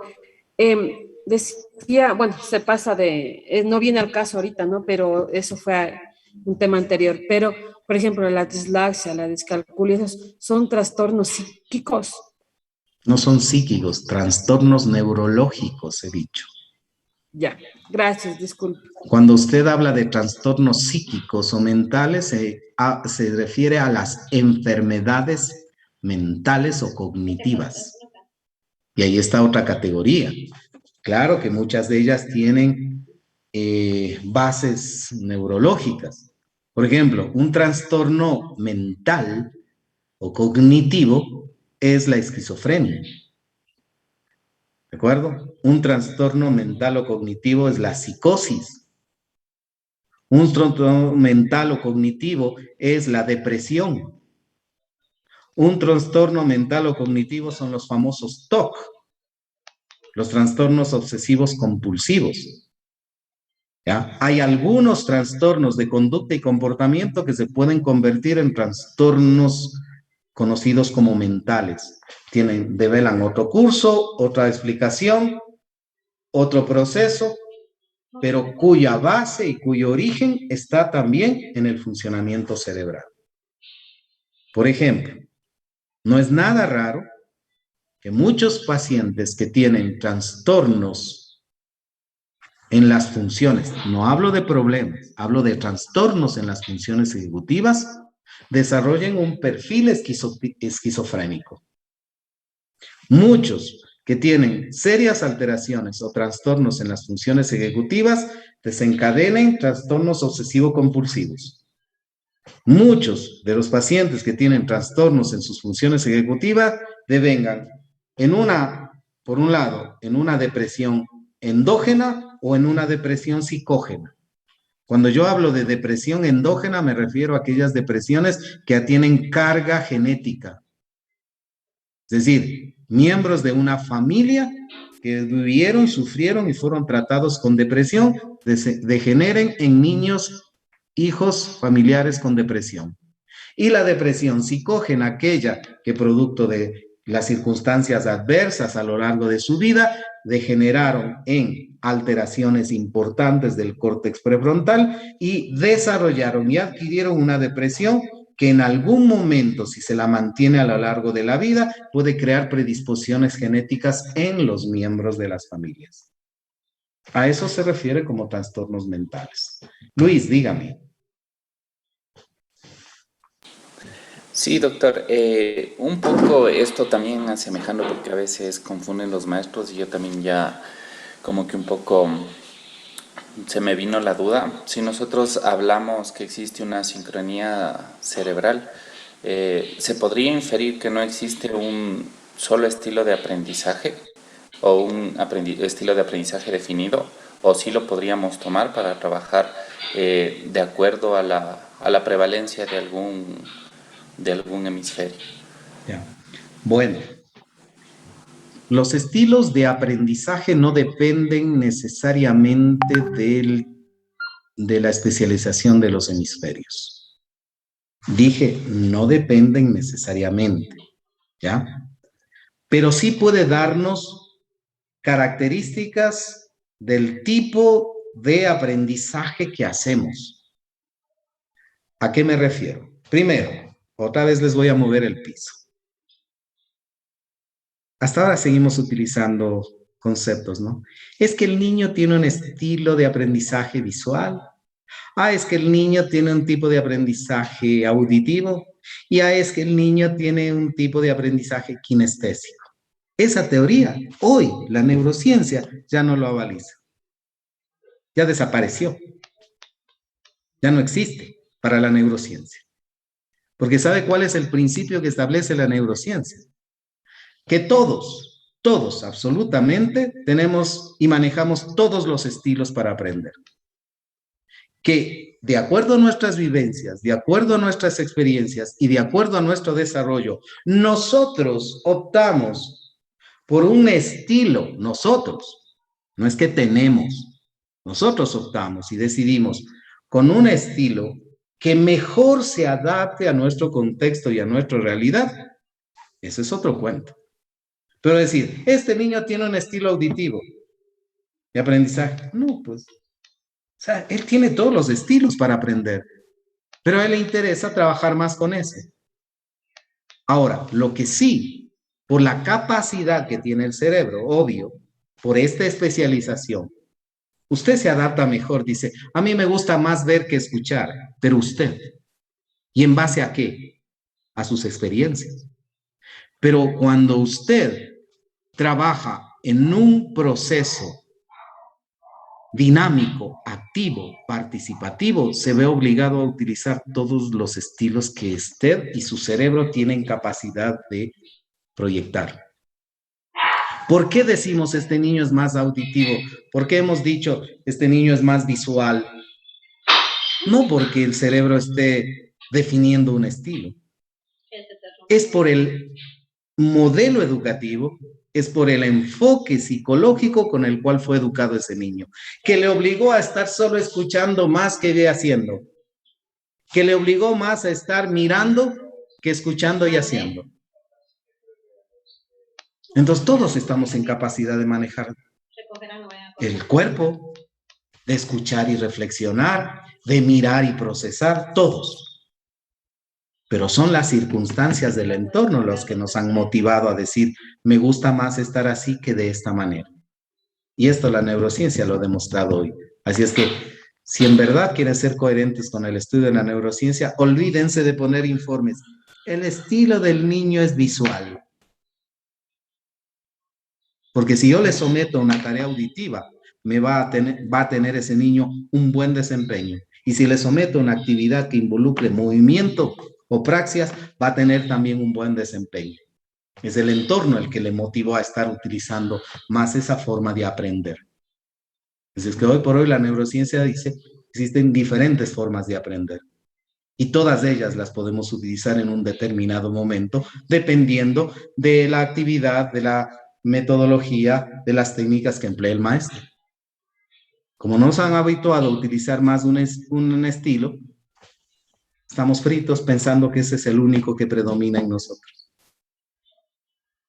Por eso mi recomendación que vengo estableciendo desde hace rato, que por favor apliquen todos los elementos para poder generar curiosidad e innovación en el estudiante. Julia. Doctor, bueno, va mi pregunta encaminada por lo que preguntó el compañero también, con los dichosos de ritmos de que unos niños, a ver, se me fue, perdón, ritmos de aprendizaje, que unos aprenden más rápido. Según, bueno, según mi criterio, ya no tampoco deberíamos considerar esta situación, de acuerdo a la neuropsicopedagogía. Más bien todo lo contrario. Sí. Obvio. El desarrollo del córtex prefrontal no es similar en todos. ¿Y qué he dicho yo? A mayor desarrollo, mayor capacidad de procesamiento de información. Entonces, ¿qué le orienta a pensar eso? Si yo tuve la posibilidad de que si mi córtex prefrontal esté desarrollado, aprenderé mucho más rápido que aquel niño sobreprotegido. Porque el niño sobreprotegido, no haberle dado las posibilidades de que ponga en juego sus capacidades, su ritmo de aprendizaje no será así igual. Entonces, depende el ritmo del nivel de desarrollo cortical y eso marca nuestra individualidad. Entonces, sí, cada cual aprende a su ritmo, pero ¿en función de qué? Del desarrollo del córtex prefrontal. Entonces, ¿qué es lo que procuramos? No que existan en el aula estas diferencias, sino que todos tengan la misma posibilidad de tener un alto desarrollo cortical. Por eso he dicho, y nuevamente recurro a esta premisa dentro de lo que es la inclusión. Lo que es bueno para un niño con necesidades debe ser bueno para todos. ¿Para qué? Para que no sea solo uno el que tiene padres que han estudiado, que les llevan a cursos, que tienen un ambiente potenciador, la lumbrera del grado, sino que con nuestras acciones como docentes dentro del aula, logremos que todos alcancen el nivel, sean niños pobres, sean niños ricos, sean niños con un buen ambiente, sean niños abusados, sean niños vulnerables, que todos tengan la misma posibilidad de alcanzar el mismo nivel de desarrollo cortical. Con nuestras estrategias, con nuestras acciones, con nuestro trabajo. Esa es la tarea del docente. Entonces, cuando nosotros pensamos que estos niños, por la problemática que tienen, solo requieren actividades específicas diferentes a los demás, no estamos cumpliendo con esta premisa. Porque esos niños merecen el mismo desarrollo cortical, pese a las limitaciones que aquellos niños que no tienen problemas. ¿Y en dónde está la clave? En las estrategias que empleemos en clase. ¿De acuerdo? Bien, ¿alguna otra pregunta? Mariana. Sí, doctor. Verá, con esta explicación que nos da que lo que es la dominancia lateral ya es un proceso natural que ya viene preestablecido por esta parte genética. Entonces, estaría errado de esta denominación que se suele dar de, por ejemplo, que un niño está en proceso de consolidar la dominancia lateral. Estaría erróneo, ¿verdad? Está errado, porque ¿sabe qué es lo que ellos aprenden? La direccionalidad, no la lateralidad.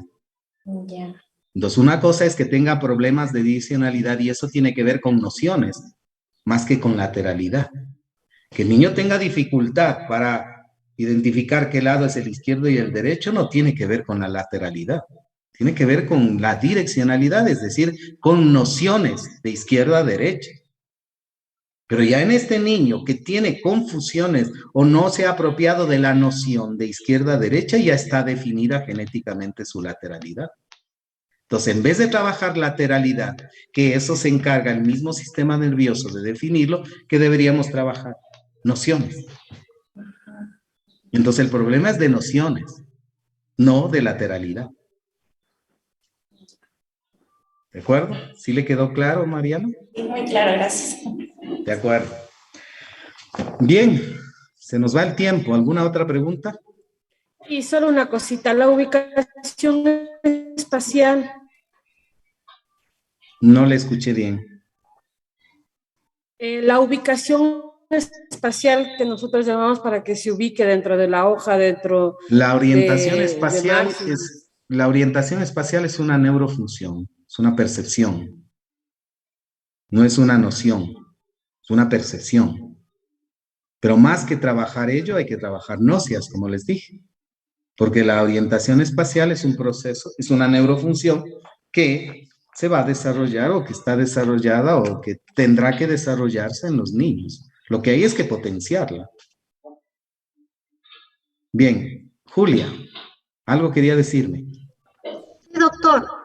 Bueno, he tenido la oportunidad de trabajar con niños ya más grandecitos, sexto y séptimo, pero también les he puesto esto cuando, por ejemplo, en educación física, gire a la derecha, gire a la izquierda y están totalmente, y sexto y séptimo grado. Ya. Y Entonces, les cuesta ahí también, claro. O sea, uno trata de pero ayudarles, ¿no? pero como no. le dije, igual a Mariana, no es una cuestión de lateralidad, es una cuestión de noción. Entonces, no se ha fortalecido, no se ha trabajado nociones. Y noción tiene que ver más con reconocimiento que con percepción y que con lateralidad.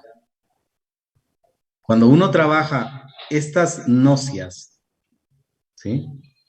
O cuando trabaja las nocias, ahí enfatiza también en el trabajo de nociones, porque reconocer implica el uso de nociones.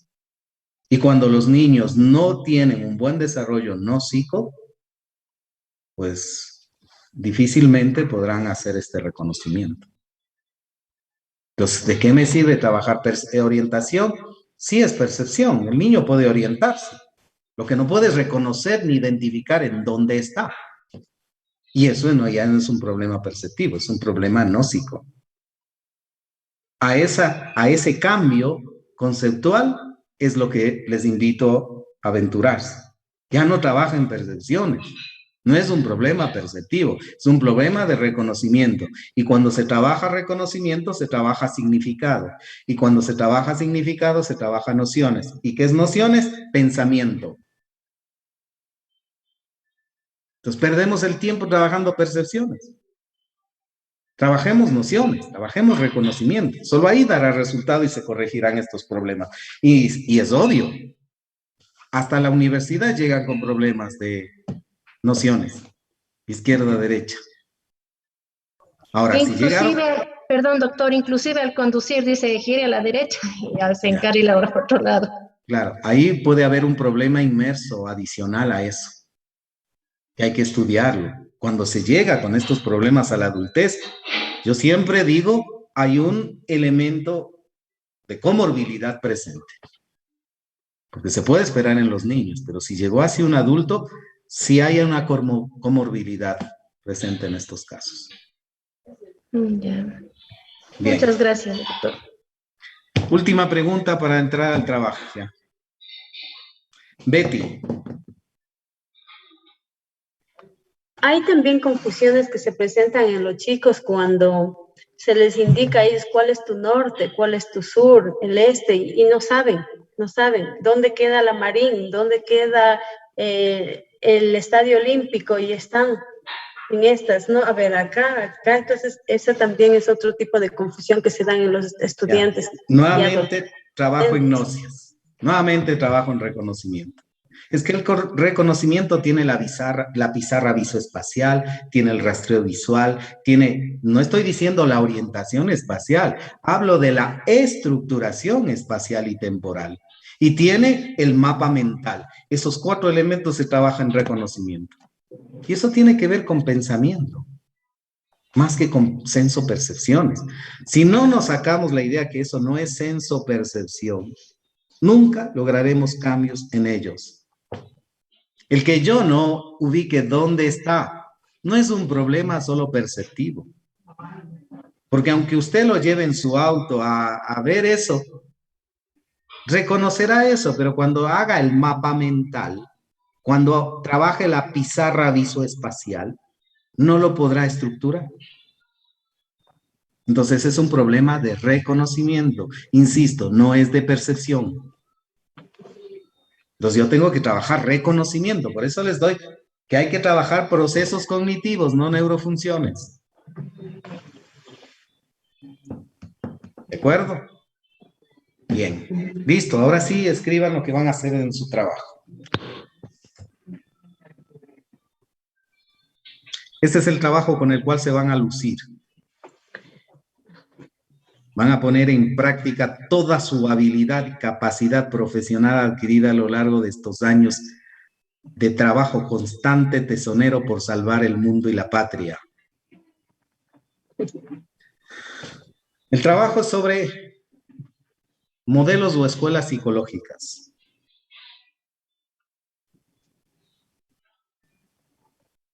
Y modelos pedagógicos. ¿Eso qué significa? Hay dos grandes temas. Un tema es modelos y escuelas pedagógicos. Son dos distintos. Los modelos psicológicos